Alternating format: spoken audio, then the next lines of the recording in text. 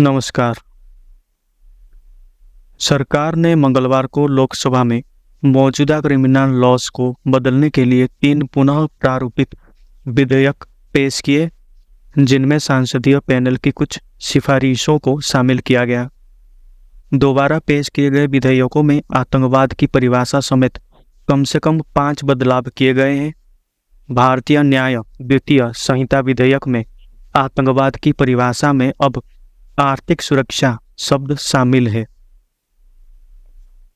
Indian panel code IPC, जिसे अंग्रेजों ने बनाया था, भारत का आधिकारिक क्रिमिनल कोड है जो विभिन्न अपराधों और उनकी सजाओं को सूचीबद्ध करता है। अब इस क्रिमिनल कोड को बदल के भारतीय न्याय संहिता बीएनएस बिल 2023 को लाया जाएगा। इसमें जो बदलाव किया जाना है वो इस प्रकार है। राजद्रोह को हटा दिया गया, लेकिन अलगाववाद, विद्रोह और भारत की संप्रभुता, एकता और अखंडता के खिलाफ कृत्यों को दंडित करने वाला एक और प्रावधान लाया गया। नाबालिग से सामूहिक बलात्कार और मॉब लिंचिंग के लिए मौत की सजा का प्रावधान। कम्युनिटी सर्विस को पहली बार दंडों में से एक के रूप में पेश किया गया। अब तक सीआरपीसी आपराधिक मामलों में जांच, गिरफ्तारी, अदालती सुनवाई, जमानत और सजा की प्रक्रिया तय करती है, लेकिन अब इसके बदले भारतीय नागरिक सुरक्षा संहिता 2023 को लाया जा सकता है। इसमें जो बदलाव किया जाना है वो इस प्रकार है। समयबद्ध जांच, सुनवाई और बहस पूरी होने के 30 दिनों के भीतर फैसला। यौन उत्पीड़न पीड़ितों के बयान की वीडियो रिकॉर्डिंग अनिवार्य की जाएगी। अपराध की संपत्ति और आय के साथ क्या करना है उसके लिए नया प्रावधान। इंडियन एविडेंस एक्ट आईईए देश में सभी न्यायिक कार्यवाहियों पर लागू होता है और अदालतों में प्रस्तुत और स्वीकार्य साक्ष्य के विवरण को परिभाषित करता है। अब इसके बदले भारतीय साक्ष्य बिल 2023 को लाया जा सकता है। इसमें जो बदलाव किया जाना है वो इस प्रकार है।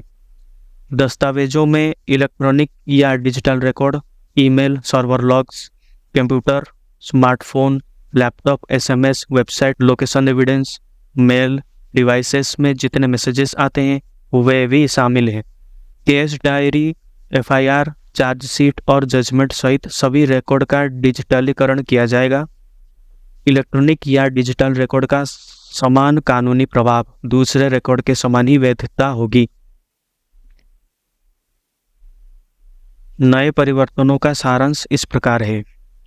जो कोई भी भारत की एकता, अखंडता, संप्रभुता, सुरक्षा या आर्थिक सुरक्षा को धमकी देने या खतरे में डालने की संभावना के साथ या लोगों में या लोगों के किसी भी वर्ग में आतंक फैलाने के इरादे से या आतंक फैलाने की संभावना के साथ कोई कार्य करता है, भारत या किसी विदेश देश में, इस तरह लिया गया है।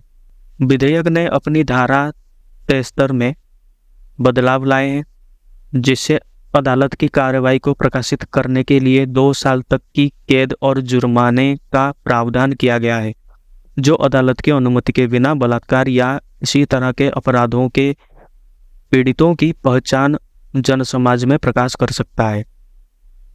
नई जोड़ी गई धारा 86 क्रूरता को जानबूझकर किया गया आचरण के रूप में परिभाषित करती है, जो एक महिला को आत्महत्या करने के लिए मजबूर कर सकती है या महिला के जीवन, अंग या स्वास्थ्य, चाहे मानसिक या शारीरिक, को गंभीर चोट या खतरा पैदा कर सकती है या उत्पीड़न कर सकती है। एक महिला को संपत्ति या मूल्यवान सुरक्षा की किसी भी गैर कानूनी मांग को पूरा करने के लिए उसे या उससे संबंधित किसी भी व्यक्ति को मजबूर करने की दृष्टि से नए नियम लाए जाएंगे। जैसा कि संसदीय पैनल ने सुझाव दिया था, सरकार ने दोबारा तैयार किए गए विधेयक में मानसिक बीमारी शब्द को अस्वस्थ दिमाग से बदल दिया है। नए संस्करण में छोटे बदलाव भी किए गए हैं, जिसमें धारा 150 भी शामिल है, जो राजद्रोह के निरस्त अपराध के समान है।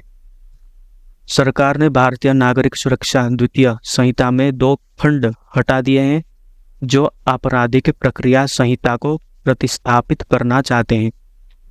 भारतीय साक्ष्य विधेयक अपरिवर्तित है लोकसभा में गुरुवार को नए विधेयकों पर चर्चा होगी। जय हिंद।